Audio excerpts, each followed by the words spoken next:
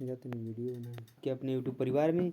और दोस्तों एसएसटी की क्लास जो है कि स्टार्ट हो चुकी है और आज ही दोस्तों हमारा दूसरा लेक्चर है जिसमें कि हम लोग सेकेंड चैप्टर को कवर करने वाले हैं क्लास 6 का हिस्ट्री। क्लास 6 की जो हिस्ट्री है दोस्तों उसका हम लोग सेकेंड चैप्टर जो है आज स्टार्ट करेंगे। यानी कि पहले वाले सेशन में हमने फर्स्ट चैप्टर जो है पूरा कंप्लीट कर लिया था और उससे क्वेश्चंस जो होने वाले हैं दोस्तों मैं उसको भी आपको कराते रहूँगा बीच बीच में। ठीक है, तो चलिए शुरू करते हैं पूरे एक्सप्लेनेशन के साथ, एकदम डिटेल्स में सारी चीज़ें पढ़ेंगे। और इस चैप्टर में हम क्या पढ़ेंगे दोस्तों, तो आखेट यानी कि शिकार के बारे में, खाद्य संग्रह यानी कि भोजन को संग्रह कैसे करते थे और उसके उत्पादन तक के सारी चीज़ों को जानेंगे कि फसल जो है कि कैसे स्टार्ट हुई, लोगों ने खेती करना कैसे शुरू किया, पशुपालन कैसे शुरू किया, शिकार कैसे करते थे, कच्चा मांस खाते थे, पका कैसे खाए, ये सारी चीज़ें जो है कि हम लोग डिस्कस करने वाले हैं। तो यहाँ से शुरू करेंगे हम लोग कि आरंभिक मानव। तो आरंभिक मानव के यहाँ से शुरू करते हैं दोस्तों। तो हम उन लोगों के बारे में जानते हैं जो इस महाद्वीप में लगभग 20 लाख साल पहले रहा करते थे। आज हम उन्हें आखेटक खाद्य संग्राहक के नाम से जानते हैं। यानी कि जो लोग पहले इस उपमहाद्वीप में 20 लाख साल पहले रहा करते थे दक्षिण एशिया में, आज हम उन्हें आखेटक या खाद्य संग्राहक के नाम से जानते हैं। भोजन का इंतजाम करने की विधि के आधार पर उन्हें इस नाम से पुकारा जाता था। यानी भोजन को क्या करते थे, संग्रह करते थे, इकट्ठा करते थे, इस वजह से उन्हें आखेटक या फिर, और शिकार करते थे तो आखेटक, और भोजन को जो है संग्रह करते थे तो उसे संग्राहक, तो आखेटक या खाद्य संग्राहक के नाम से जानते थे। तो भोजन का इंतजाम करने की विधि के आधार पर ही उन्हें इस नाम से पुकारा जाता है। और आमतौर पर खाने के लिए वे जंगली जानवरों का शिकार करते थे जो कि आखेटक जिसके लिए बोला गया दोस्तों, और मछलियाँ और चिड़िया पकड़ते थे। फल मूल दाने पौधे पत्तियां अंडे इकट्ठा किया करते थे, ये इकट्ठा करते थे इसलिए खाद्य संग्राहक, और यहाँ शिकार करते थे इसलिए आखेटक इसको बोला जाता है। ठीक है, शिकार का मतलब आखेट होता है और आखेटक का मतलब शिकार करने वाला। ठीक है दोस्तों, आखेटक खाद्य संग्राहक समुदाय के लोग एक जगह से दूसरी जगह पर घूमते रहते थे। ऐसा करने की कई कारण थे दोस्तों। यहाँ से क्वेश्चन पूछा जाता था कि समुदाय के लोग एक जगह से दूसरी जगह पर क्यों घूमा करते थे, तो इसका कारण आपसे पूछा जाता है और ऑप्शंस में आपको कई कारण आपको देखने को मिल जाता है। तो यहाँ पर कई कारण दिए गए हैं जिसको कि आपको ध्यान से समझना है। पहला कारण यह था कि अगर वे एक ही जगह पर ज़्यादा दिनों तक रहते थे तो आसपास के पौधों, फलों और जानवरों को क्या करते थे, खाकर समाप्त कर देते थे। तो पहला कारण तो ये बन जाता है, इसलिए वह भोजन की तलाश में उन्हें दूसरी जगह पर रहना जाना पड़ता था। और दूसरा कारण यह था कि जानवर अपने शिकार के लिए या फिर हिरण या मवेशी अपना चारा ढूंढने के लिए एक जगह से दूसरी जगह जाया करते थे, और इसलिए ये इनको जो है जानवरों का शिकार करने वाले लोग इनके पीछे पीछे जाया करते थे। तो इस तरह से वे एक जगह से दूसरी जगह पर पहुंच जाते थे। तो ये जो है इससे दोस्तों निश्चित रूप से एक क्वेश्चन आपको 100% देखने को मिलेगा एग्जाम में, तो नोट करते हुए चलिएगा। दो कारण थे लोगों को एक जगह से दूसरे जाने के, एक तो कि वहाँ के वे पौधे फल जानवरों को खाकर समाप्त कर देते थे, तब जो है कि वो भोजन की तलाश में दूसरी जगह जाते थे, और या फिर वे जानवरों का जो जानवरों का चारा खत्म हो जाता था या फिर जानवरों का शिकार करते करते हुए उनके पीछे पीछे चले जाते थे, तो इस वजह से जो है कि वे दूसरे जगहों पे चले जाते थे। तो ये दो कारण हो जाते हैं उन लोगों को एक जगह से दूसरे जाने का। उसके बाद तीसरा जो कारण बन जाता है कि पेड़ पौधों और फल फूल अलग अलग मौसम में आते हैं, इसलिए लोग उसकी तलाश में भी उपयुक्त मौसम के अनुसार अन्य इलाकों में घूमते रहते होंगे। तो ये भी एक तीसरा कारण बन जाता है एक जगह से दूसरे जाने का। उसके बाद चौथा जो कारण है कि यह पानी के बिना किसी भी प्राणी या पेड़ पौधे का जीवित रहना संभव नहीं होता है। जैसा कि आपको भी पता है कि पानी के बिना जीवन संभव नहीं है। तो ये पानी झीलों, झरनों तथा नदियों में ही मिलता है। यद्यपि कई नदियाँ और झीलों का पानी कभी कभी नहीं सूखता और कुछ झीलों और नदियों का पानी बारिश के बाद ही मिल पाता है। इसलिए ऐसी झीलों और नदियों के किनारे बसे लोगों को सूखे मौसम में पानी की तलाश में भी एक जगह से दूसरी जगह पर जाना पड़ता था। तो इस वजह से आपको चार कारण पता चल जाते हैं। इसमें से कोई कारण अगर आप एक ही कारण देता है तो आप लगा सकते हैं ट्रिक। कभी कभी होता है कि 3 कारण दे देता है और उपयुक्त सभी भी दे देता है, तो इस वजह से दे देता है। तो नहीं तो ऐसे वाले क्वेश्चंस में कूट वाले क्वेश्चंस ज़्यादा बना देता है। तो यहाँ पे आपको ध्यान से चीज़ों को समझना है। आगे चलते हैं तो ये चीज़ें हो गई कि एक जगह से दूसरी जगह पे वे कैसे जाया करते थे। उसके बाद आरंभिक मानव के बारे में जानकारी आखिर कैसे मिलती है उसके बारे में जान लेते हैं। तो पुरातत्वविदों को कुछ ऐसी वस्तुएं मिली है जिसका निर्माण और उपयोग आखेटक खाद्य संग्राहक किया करते थे। ये संभव है कि लोगों ने अपने काम के लिए पत्थरों, लकड़ियों और हड्डियों के औजार बनाए होंगे और इनमें से पत्थरों के औजार आज भी क्या किए हुए हैं, बचे हुए हैं। तो इनमें से कुछ औजारों का उपयोग फल फूल काटने के लिए, हंडिया और मांस काटने तथा पेड़ों की छाल और जानवरों की खाल उतारने के लिए किया जाता था। और कुछ के साथ हड्डियों तथा लकड़ियों के मुट्ठे लगाकर भाले और बाण जैसे हथियार बनाए जाते थे, क्योंकि उससे जो है कि क्या करते थे, वे शिकार करते थे जानवरों का। और कुछ औजारों से लकड़ियाँ काटी जाती थी और लकड़ियों का उपयोग ईंधन के साथ साथ झोपड़ियाँ और औजार बनाने में के लिए भी किया जाता था। तो ये जो है आरंभिक मानव के बारे में ऐसे जो है कि जानकारी मिलती है, क्योंकि ऐसी वस्तुएं जो है कि पुरातत्वविदों को मिली हैं। यहाँ पर जैसे कि आप देख सकते हैं, यहाँ पर चित्र में दिखाया गया है, यहाँ पर पत्थर के औजारों का उपयोग बाएं साइड में दिया गया है कि इंसान के खाने योग्य जड़ों को खोदने के लिए किया जाता था, जो कि यहाँ पर दिखाया गया है। ठीक है, उसके बाद दाएं साइड में दिखाया गया है कि जानवरों की खाल से बने वस्त्रों को सिलने के लिए किया जाता था, जैसा कि यहाँ पर सिलते हुए दिखाया गया है। आगे चलते हैं अगले पॉइंट की तरफ। तो रहने की जगह निर्धारित करना, यानी वह रहने की जगह कैसे निर्धारित करते थे। तो यहाँ पर देखिए दिया हुआ है, यहाँ पर चित्र, हालांकि मानचित्र दिया है तो इसको भी आपको दिखाएंगे, पर यहाँ पर थोड़ा सा आप पढ़ लीजिए कि लाल त्रिकोण वाले स्थान वे पुरास्थल हैं जहाँ पर आखेटक खाद्य संग्राहक होने के प्रमाण मिले हैं, और इनके अलावा और भी कई स्थान आखेटक खाद्य संग्राहक रहते थे। मानचित्र में सिर्फ कुछ गिने चुने स्थान ही चिन्हित किए गए हैं, कई पुरास्थल नदियों और झीलों के किनारे भी पाए गए हैं। तो लाल त्रिकोण अगर जहाँ पर मिलता है तो वे स्थान है जो पुरास्थल है जहाँ पर आखेटक और खाद्य संग्राहक होने के प्रमाण मिले हैं। तो चलिए देख लेते हैं लाल त्रिकोण कहाँ कहाँ पर देखने को मिल रहे हैं। तो लाल त्रिकोण आपको देखने को मिल रहे होंगे दोस्तों, थोड़ा सा इसको छोटा कर लेते हैं ताकि आपको एक साथ निकले। तो खाद्य संग्राहक देखिए पहला दिया है भीमबेटका, जो कि आज मध्य प्रदेश में है। ठीक है, उसके बाद यहाँ पर दिया है हुस्ंगी, और उसके बाद दिया है कुरनूल गुफाएं। तो ये भी चीज़ें आपको याद रखनी है। तो ये जो है कि वो जगह हैं जहाँ पर आखेटक और खाद्य संग्राहों के रहने के क्या मिले हैं, कुछ अवशेष मिले हैं। यहाँ पर सारी चीज़ें दी गई हैं, यहाँ पर अच्छे तरीके से आप इसका स्क्रीनशॉट ले सकते हैं। एक बार में इसको हम थोड़ा सा छोटा कर देते हैं ताकि आप स्क्रीनशॉट लेकर के इसको अच्छे तरीके से समझ सकें। ठीक है, तो उम्मीद करते हैं कि आप स्क्रीनशॉट ले चुके होंगे। चलिए आगे देखते हैं, इसको थोड़ा बड़ा कर लेते हैं। यहाँ पर देखिए हर एक पॉइंट के बारे में बताया गया है कि किस चिन्ह का क्या मतलब है। जैसे पहला वाला त्रिकोण वाला लाल त्रिकोण है तो पूरा पाषाणिक पुरास्थल मिला है। अगर यहाँ पर स्क्वायर दिया हुआ है, ब्लैक स्क्वायर है, तो नौ पाषाणिक पुरास्थल वहाँ पे प्राप्त हुआ है। और अगर ग्रीन जो है सर्कल है तो महापाषाणिक पुरास्थल प्राप्त हुआ है। और जो इस तरीके का दिया हुआ है काइट के जैसा, तो आरंभिक गांव वहाँ पर, और कुछ स्टार जैसा है, तो ये आधुनिक नगर जो है कि वहाँ पर मिले हुए हैं। तो इन पॉइंट को आप अच्छे तरीके से समझ सकते हैं कि किस जगह पे क्या चीज़ मिली गई है। ठीक है, आधुनिक जगह जैसे देखिए यहाँ पे मुंबई के बारे में दिया गया है। मुंबई की जगह पे कैसा बनाया गया है, स्टार बनाया गया है। स्टार की जगह पर करने का मतलब कि क्या है कि आधुनिक नगर यहाँ पे इनके जो है कि साक्ष्य मिले हैं। ठीक है, आगे चले दोस्तों, चलिए आगे चलते हैं अगले पॉइंट पे। थोड़ा सा छोटा कर लेते हैं ताकि वो चीज़ें जो है कि आपको अच्छे तरीके से दिखें। आगे यहाँ पर पढ़ लीजिए थोड़ा सा भीमबेटका के बारे में। तो भीमबेटका जो कि आधुनिक मध्य प्रदेश में है, और यहाँ से डायरेक्टली क्वेश्चन पूछा गया है कि भीमबेटका जो है कि कहाँ पर आधुनिक समय में, कहाँ पर, किस प्रदेश में है। तो ये आपको याद रखना है कि भीमबेटका जो है कहाँ पर है, मध्य प्रदेश में है। इस पुरावस्था पर गुफाएं और कंदराएं मिली हैं, और लोग इन गुफाओं में इसलिए रहते थे क्योंकि यहाँ उन्हें बारिश, धूप और हवाओं से राहत मिलती थी। और ये गुफाएं नर्मदा घाटी के पास में हैं। ठीक है, ये चीज़ आपको इतना याद रखना है। उसके बाद देखिए यहाँ पर दिया हुआ है कि चूंकि पत्थर के उपकरण बहुत महत्वपूर्ण थे, इसलिए लोग ऐसी जगह ढूंढते रहते थे जहाँ अच्छे पत्थर मिल सकें।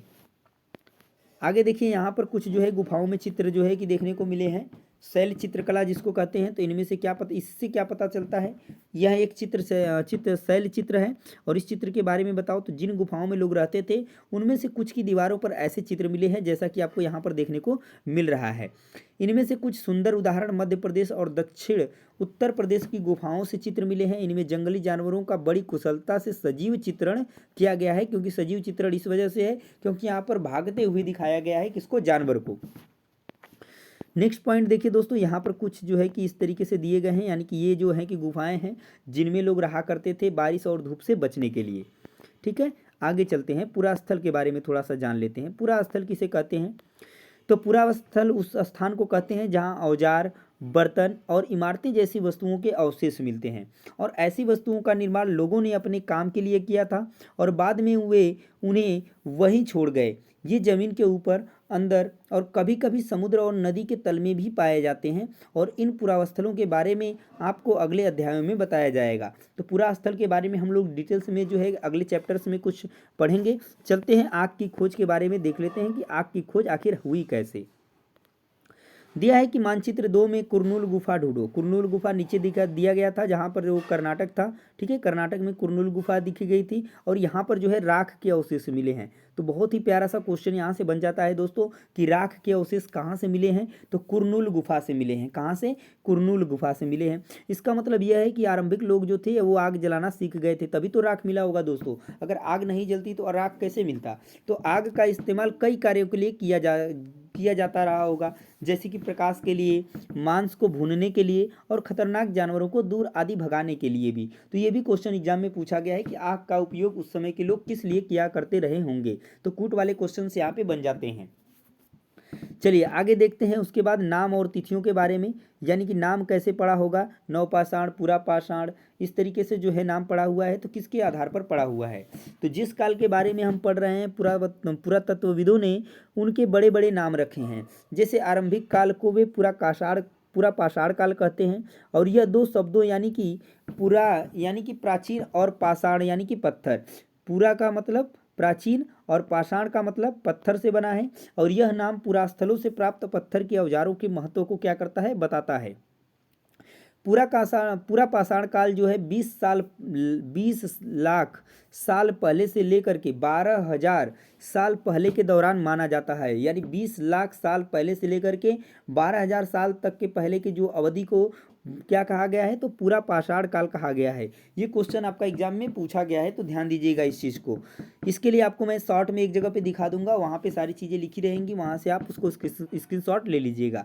इस काल को भी 3 भागों में किसको विभाजित किया गया है, जैसे कि आरंभिक, मध्य और उत्तर पूरा पाषाण काल। यानी जो पूरा पाषाण काल है उसको 3 भागों में डिवाइड किया गया है। मानव इतिहास की लगभग 99% कहानी इसी काल के दौरान जो है कि घटित हुई है। किस काल के दौरान?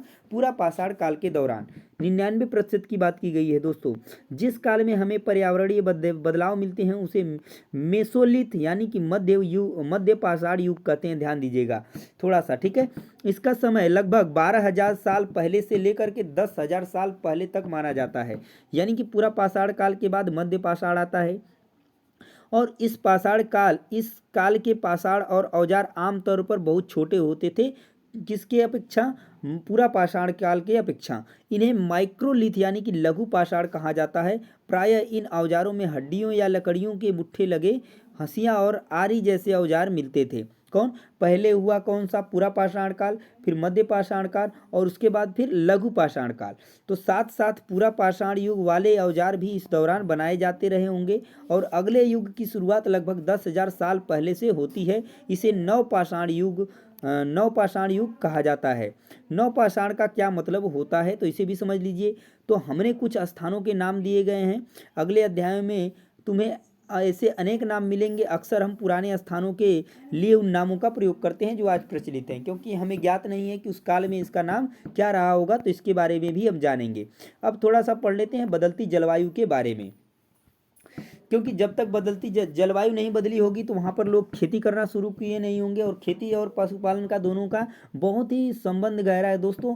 दोनों चीज़ें एक दूसरे से कनेक्ट हैं, क्योंकि देखिए तो आगे किस तरीके से बताया गया है इस चीज़ के बारे में। तो लगभग 12,000 साल पहले दुनिया की जलवायु में बहुत बड़ा बदलाव आया और लगभग गर्मी जो है कि बढ़ने लगी। और इसके परिणाम स्वरूप हुआ क्या? तो कई क्षेत्रों में घास वाले मैदान बनने लगे। इससे हिरण, बारहसिंगा, भेड़, बकरी और गाय जैसे उन जानवरों की संख्या बढ़ी जो घास खाकर जिंदा रह सकते थे। जो लोग इन जानवरों का शिकार करते थे वे भी इनके पीछे आए और इनके खाने पीने की आदतों और प्रजनन के समय की जानकारी हासिल करने लगे। और हो सकता है कि तब लोग इन जानवरों को पकड़कर अपनी ज़रूरत के अनुसार पालने की बात सोचने लगे हों। और साथ ही इस काल में मछली भी भोजन का महत्वपूर्ण स्रोत बन गई। ठीक है, तो ये चीज़ भी आपको ध्यान देना है। आगे चलते हैं। खेती और पशुपालन की शुरुआत किस तरीके से हुई है, तो दिया है कि इसी दौरान उपमहाद्वीप के भिन्न भिन्न इलाकों में गेहूं, जौ और धान जैसे अनाज प्राकृतिक रूप से उगने लगे थे। शायद महिलाओं, पुरुषों और बच्चों के इन अनाजों को भोजन के लिए बटोरना शुरू कर दिया गया होगा। साथ ही वे यह भी सीखने लगे होंगे कि यह अनाज कहाँ उगते थे और कब पककर तैयार होते थे। ऐसा करते करते लोगों ने इन अनाजों को खुद पैदा करना सीख लिया होगा और इस प्रकार धीरे धीरे वे क्या बन गए? कृषक बन गए। तो इसी तरह लोगों ने अपने घरों के आसपास चारा रखकर जानवरों को आकर्षित कर उन्हें पालतू बनाया होगा और सबसे पहले जिस जंगली जानवरों को पालतू बनाया गया था वह कुत्ते का जंगली पूर्वज था। तो ये भी क्वेश्चन आपका एग्जाम में पूछा गया है कि सबसे पहले जो जंगली जानवरों को पालतू बनाया गया था वो किसका पूर्वज था? तो वो कुत्ते का पूर्वज था। एक ही चीज़ आपको याद रखना है, कुत्ते का जंगली पूर्वज था। तो धीरे धीरे लोग भेड़, बकरी, गाय और सूअर जैसे जानवरों को अपने घरों के नज़दीक आने को उत्साहित करने लगे और ऐसे जानवर झुंड में रहते थे और ज़्यादातर घास खाते थे। आगे चलते हैं तो अक्सर लोग अन्य जंगली जानवरों के आक्रमण से इनकी सुरक्षा किया करते थे और वे इस तरह धीरे धीरे वे क्या बन गए? पशुपालक बन गए। अब आगे देखते हैं घरेलूकरण की प्रक्रिया, यानी कि घर का निर्माण किस तरीके से किया गया होगा। तो लोगों द्वारा पौधे उगाने और जानवरों की देखभाल करने की घरेलूकरण की प्रक्रिया का नाम दिया गया है। यानी लोगों के द्वारा पौधे उगाने और जानवरों की देखभाल करने को ही क्या कहा गया है? घरेलूकरण की प्रक्रिया का नाम दिया गया है। तो क्वेश्चन आपका कहीं से भी बन जाता है। जो इंपॉर्टेंट पॉइंट है उसको मैं बताते चल रहा हूँ, आप ध्यान दीजिएगा। अपनाए गए पौधे तथा जानवर अक्सर जो है जंगली पौधों तथा जानवरों से भिन्न होते हैं। इसकी वजह यह है कि इस प्रक्रिया के तहत अपनाए गए पौधों या जानवरों का लोग चयन करते हैं। उदाहरण के तौर पर लोग उन्हीं पौधों तथा जानवरों का चयन करते हैं जिनके बीमार होने की संभावना कम हो।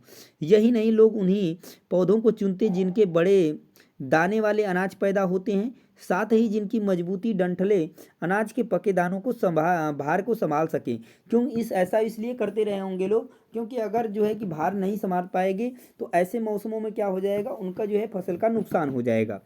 ठीक है, तो ऐसे पौधों के बीजों को संभाल कर रखा जाता था ताकि फिर वे उगाने के लिए उनके गुण जो है कि क्या रख सकें? सुरक्षित रह सकें।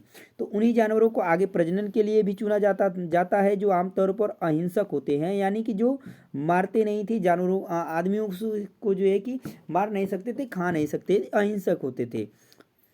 आगे देखिए, इसीलिए हम देखते हैं कि पाले गए जानवर और कृषि के लिए अपनाए गए जो पौधे होते हैं जंगली जानवरों तथा पौधों से धीरे धीरे भिन्न होते गए। और मिसाल के तौर पर जंगली जानवरों की तुलना में पालतू जानवरों के दांत और सींग क्या होते थे?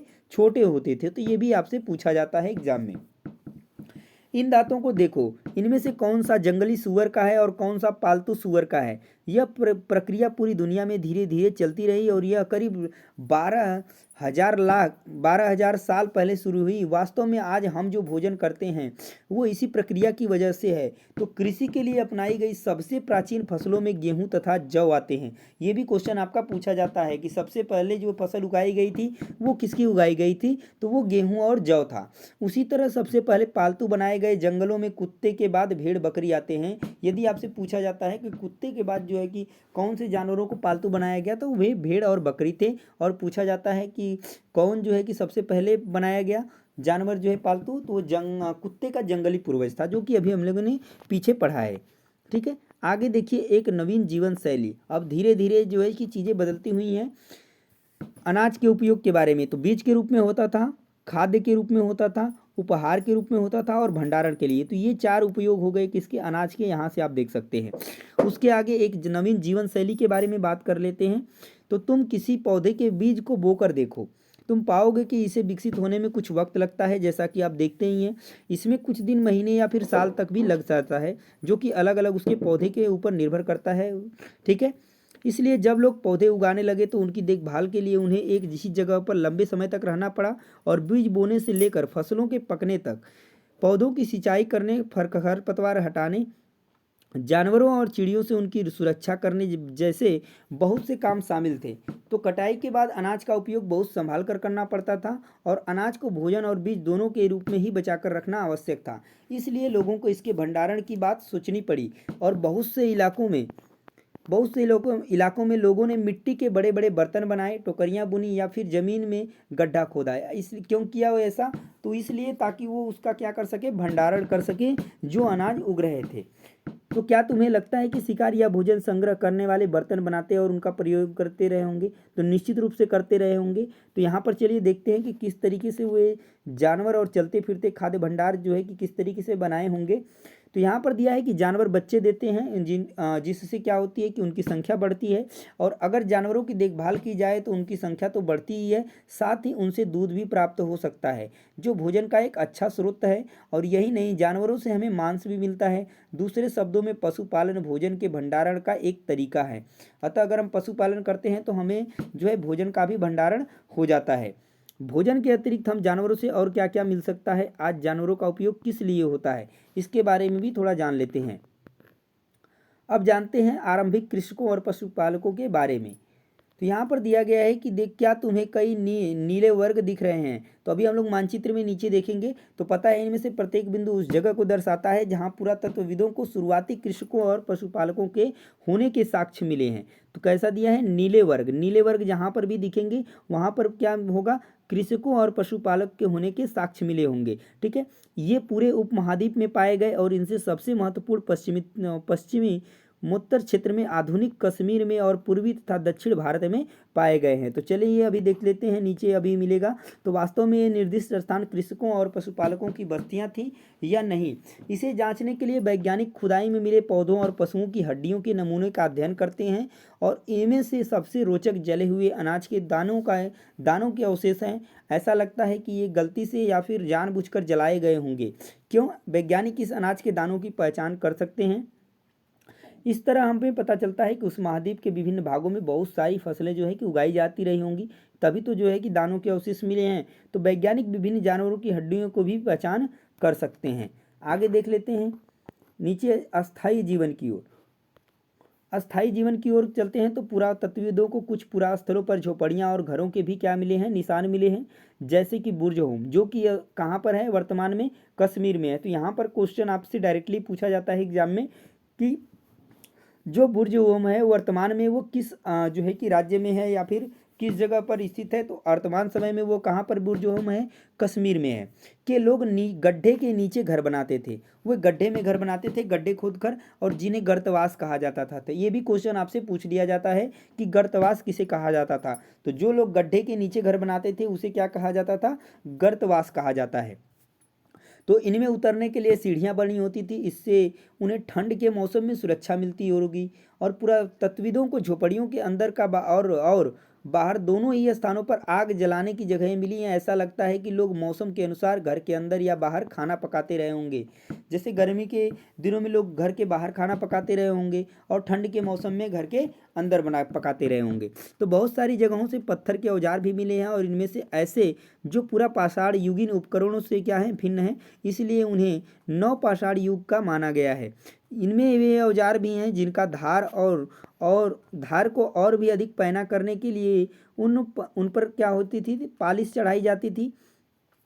ओखली और मूसल का भी प्रयोग अनाज तथा वनस्पतियों से प्राप्त अन्य जीवों को पीसने के लिए भी किया जाता था, और आज हजारों साल बाद भी ओखली और मूसल का प्रयोग अनाज पीसने के लिए किया जाता है। उसी तरह प्राचीन प्रशस्त्र युगीन औजारों का निर्माण और प्रयोग लगातार होता रहा है, और कुछ औजार और हड्डियों से भी बनाए जाते थे। तो यहाँ पर कुछ जो है कि आपको एग्जाम्पल्स के रूप में, यहाँ पर चित्र के रूप में आप देख सकते हैं जो पत्थरों के औजार बनाए गए हैं। तो आप समझ सकते हैं कुछ जो है मूसल और ओखली जैसे भी आपको दिख रहे होंगे। तो यहाँ पर ये कुछ औजार हैं। आगे देखिए, जो पुराने समय में कुछ मिट्टी के बर्तन जो बनाए गए रहे हैं, उनमें से एक चित्र दिया गया है यहाँ पर, और लिखा भी गया है कि क्या तुम कल्पना कर सकती हो कि इस पत्र में क्या रखा गया होगा? अगर ऐसा जो है कि बर्तन बनाया गया है आज के 12,000 साल पहले, तो इसमें आखिर क्या रखा गया होगा? क्या इसको लोग भोजन के भंडारण के लिए उपयोग करते रहे होंगे, मांस को रखने के लिए करते रहे होंगे, या फिर किस वजह से जो है कि ऐसा बर्तन बनाया गया रहा होगा? आगे देखिए, नवपाषाण युग के पुरावस्थलों में कई प्रकार के मिट्टी के बर्तन मिले हैं, और कभी कभी इन पर अलंकरण भी किया जाता था। अलंकरण का मतलब इस पे जो है पालिश लगा करके इस पे जो है तरह तरह की डिजाइनें भी बनाई जाती थी। तो बर्तनों का उपयोग चीज़ों को रखने के लिए किया जाता था, और धीरे धीरे लोग बर्तनों का प्रयोग खाना बनाने के लिए भी करने लगे।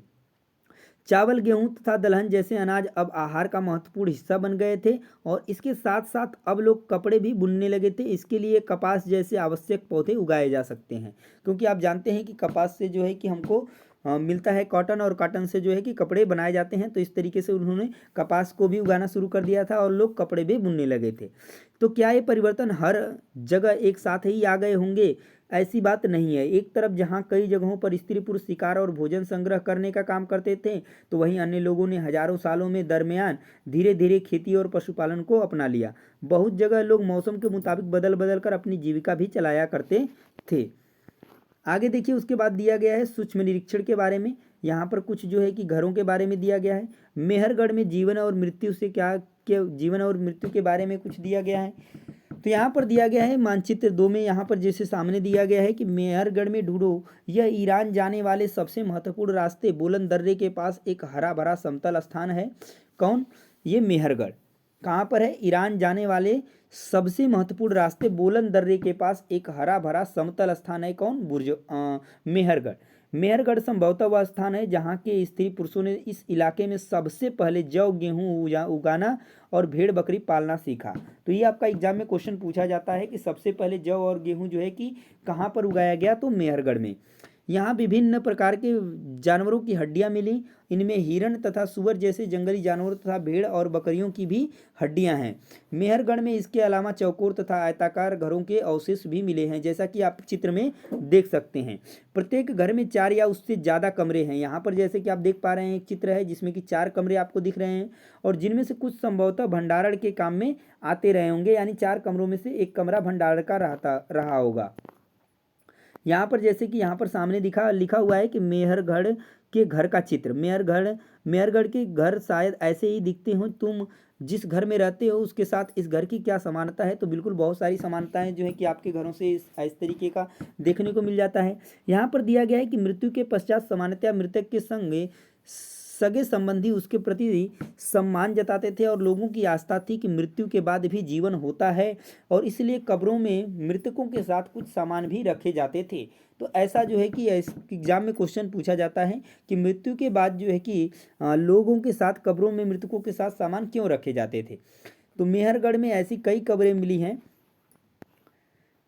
एक कब्र में एक मृतक के साथ एक बकरी और भी दफनाया गया था। संभवतः इसे परलोक में मृतक खाने के लिए रखा गया होगा। जैसा कि आप यहाँ पर देख सकते हैं, एक जो है कब्र मिली है जिसमें कि एक इंसान के साथ एक बकरी को भी क्या कर दिया गया है? दफनाया गया है। क्यों? क्योंकि वो ऐसा सोचते थे कि जो ये व्यक्ति है ये क्या करेगा? परलोक में जाने के बाद उस बकरी को क्या करेगा? खाएगा। जब मृत्यु हो जाएगी तो उसके बाद जो है कि उसको क्या कर सकेगा? उसको अपने भोजन के लिए उपयोग करेगा। जैसे कि यहाँ पर लिखा गया है कि मेहरगढ़ की कब्र का चित्र है। क्या तुम बकरी के कंकाल को पहचान सकते हो? तो यहाँ पर देखिए, आप यहाँ पर पहचान सकते हैं। यहाँ पर इसके आसपास कुछ जो जानवर दिए गए हैं, ये तो इंसान का हो गया। यहाँ पर जो जानवर के दिए गए हैं, तो ये बकरी के जो है कि अवशेष है, हड्डियों के चित्र हैं।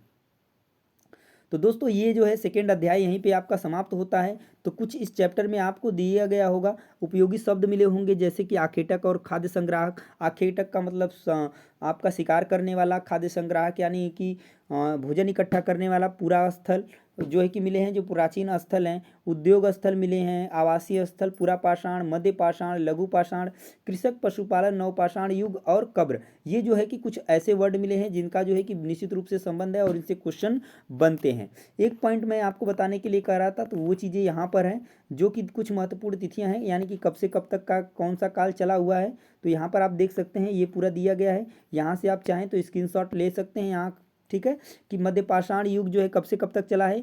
तो 12,000 साल से 10,000 साल पहले जो है कि मध्य पाषाण बसने के प्रक्रिया का आरंभ लगभग 12,000 साल पहले।